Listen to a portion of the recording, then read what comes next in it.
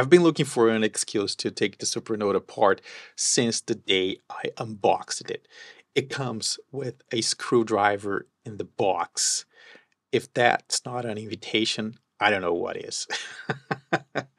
Okay, the excuse is I need to add an SD card, and the SD card has to go inside the case. You have to remove the case to connect the SD card. And I want to do that because I want to show you how it is possible to use my timeline system here on the Supernote.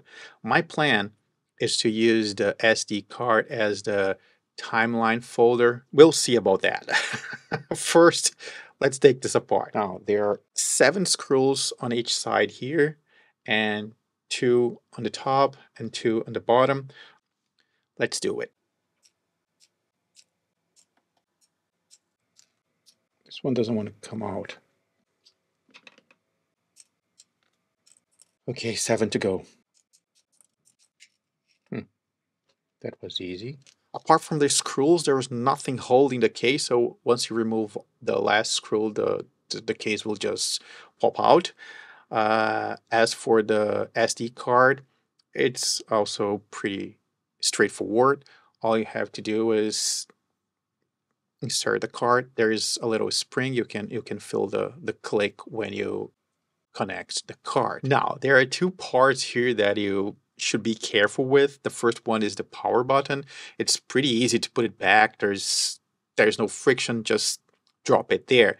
However, the hole, the USB-C hole looks like the power button hole. They look the same. So I was trying to put it in the USB hole. I didn't press it. I didn't do any, I didn't try to force it in. So don't do that. There's the other one.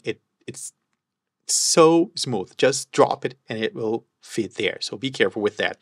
The other thing you should be careful with are the magnets. When I started reassembling, putting the screws back, I noticed that one of the magnets wasn't there. Oh, where's the magnet? There's a magnet. Oh, here it is. The only thing holding them are the screws we removed from the case. The same screws go through the case and through the magnets and hold them in place. Then there are the screws. They are so small and they all look the same, but they are not.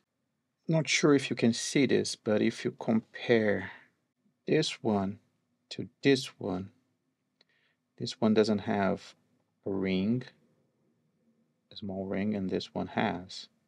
And since there are 4 of these guys here, I believe they are the magnet ones. Okay, so just be careful with that. Before putting the rest of the screws back, I think it's a good idea to make sure that the Supernote is recognizing the card. So let's take a look at that. Okay, it says here disk. It looks like it's working. So let's put everything back. Okay, now that the card is here, I'm not sure how useful it is. Of course, you can move files to the card. That's fine, it works. But there's no way to synchronize the card. I tried with Google Drive and also with the Supernote Cloud. None of them see the card. So I'm guessing the card is kind of a local backup, because if you don't have a way to back that up, it's a little bit scary to just leave things there. And on top of that, I use a Mac, and I've been having a very hard time trying to connect this to my Mac. As far as I understand, this is an Android device. It has on its skin the Supernote system on top of it. And I tried so many Android apps, not Android apps, but apps that connect Android, the Android phones to the Mac, and none of them worked. I tried them on my M1 Mac, I tried them on my Intel Mac, and none of them work.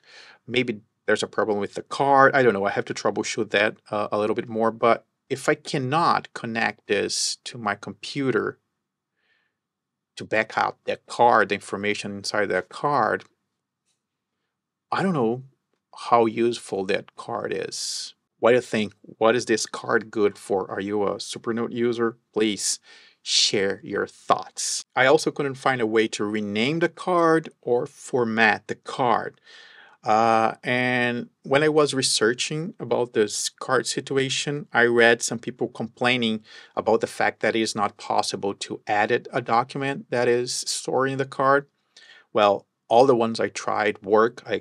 I moved documents to the notes to the card, and I could edit those notes even with them in the card. So I don't know if this was something related to the card they were using, but here everything worked perfectly fine.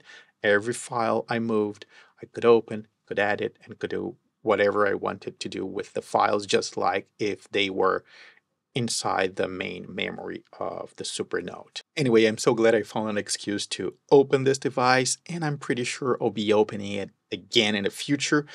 It has that transparent back cover, and I have a lot of ideas for that. Okay, if this one was helpful, I'd appreciate a thumbs up. And if you like what I do here, if you want to help even more, please consider supporting my work on Patreon or YouTube. Thanks for watching. See you soon.